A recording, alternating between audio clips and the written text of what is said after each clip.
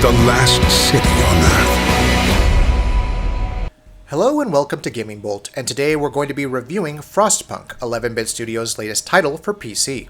Humanity isn't an easy puzzle to solve, but suffering attracts all kinds of solutions. 11-bit Studios always had a knack for understanding a person's trials, but city builder survival title Frostpunk takes things a step further. It doesn't just put the fate of a people in your hands. It challenges you to look them in the eye and tell them everything will be alright without 100% knowing yourself.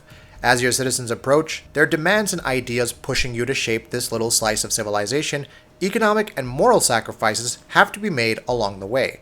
The question isn't what kind of leader you'll become, but how to live with the decisions that brought you salvation. So, some backstory. It's 1886 and a killer snowstorm has invaded the world. No one knows the cause, but within a short time, Britain is blanketed with snow. In a last-ditch effort, the dregs of the city band together with a steam engine to seek out an enormous generator. Your job as leader is to power the generator, provide shelter for the people, and gather resources to keep the heat going. Fate is a cruel mistress though, and it will only get colder as time goes by. From a city builder perspective, Frostpunk seems fairly streamlined. All buildings, whether they be tents, hunting outposts, or workshops, occupy a circular arrangement around the massive generator. To construct those buildings, you must send your people on foraging missions to gather supplies, leaving the generator's warmth behind in the process. Things start off slow enough, and Frostpunk cautiously guides one into crafting their post-apocalyptic home away from home with initial short-term goals to work out.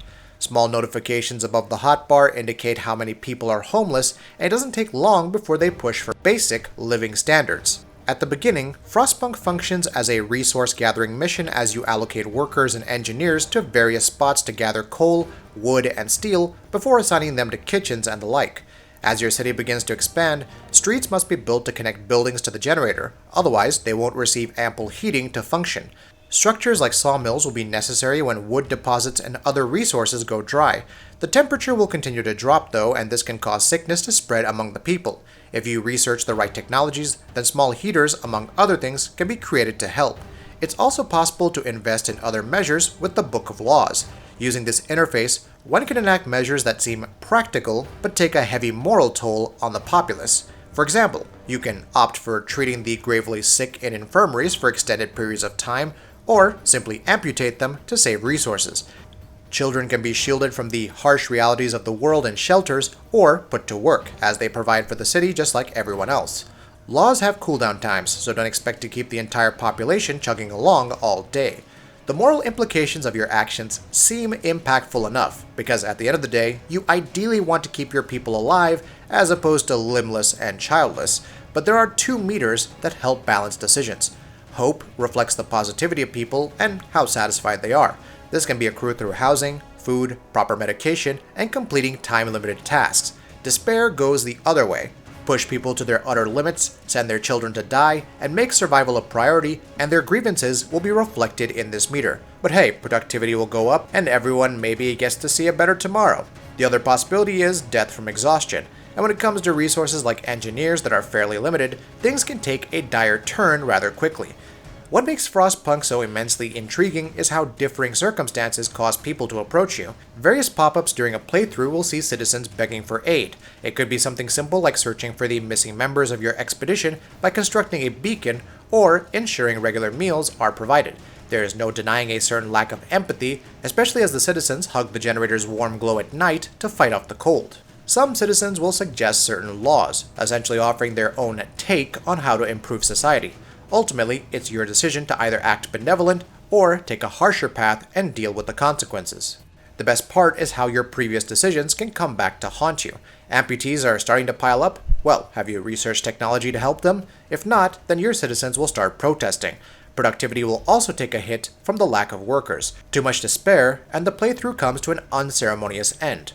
Managing all these different aspects while ensuring workers aren't wasting time on depleted resources and staying healthy can be challenging.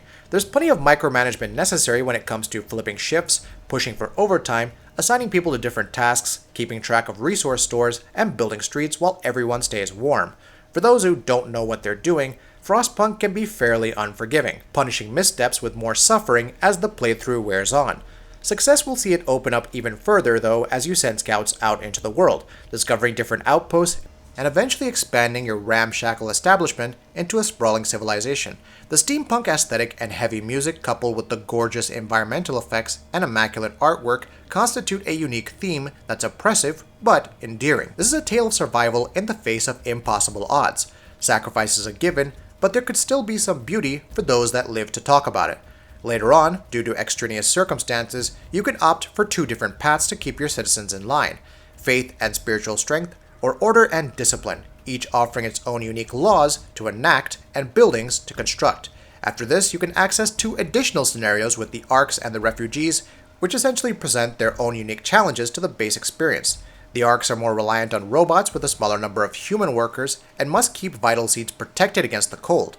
Meanwhile, the Refugees scenario has a number of different citizens entering your city who must be appropriately cared for. Disease, crowding, and rapid resource depletion must all be managed while keeping your people together. Oddly enough, Frostpunk does lack some essential features of a city builder and survival game, like an endless sandbox mode that lets you go for as long as possible. However, the base experience is already so amazing. Each playthrough feels like a do-or-die battle, one that will test your wits against the elements and, more dangerously, the fragile human psyche. Even if hardcore fans of the genre will find little else to hang on to after a dozen playthroughs, the sheer atmosphere and emotional triumph that Frostpunk offers stands above its competitors. This isn't an experience that will just test your efficiency and mastery of its mechanics, but your compassion, or lack thereof. Even if you're prepared for a much longer ride, Frostpunk is a compelling tale of grit, failure, and survival that must be experienced. That'll be it for this video. If you like what we're doing, please go ahead and subscribe, and we'll see you next time.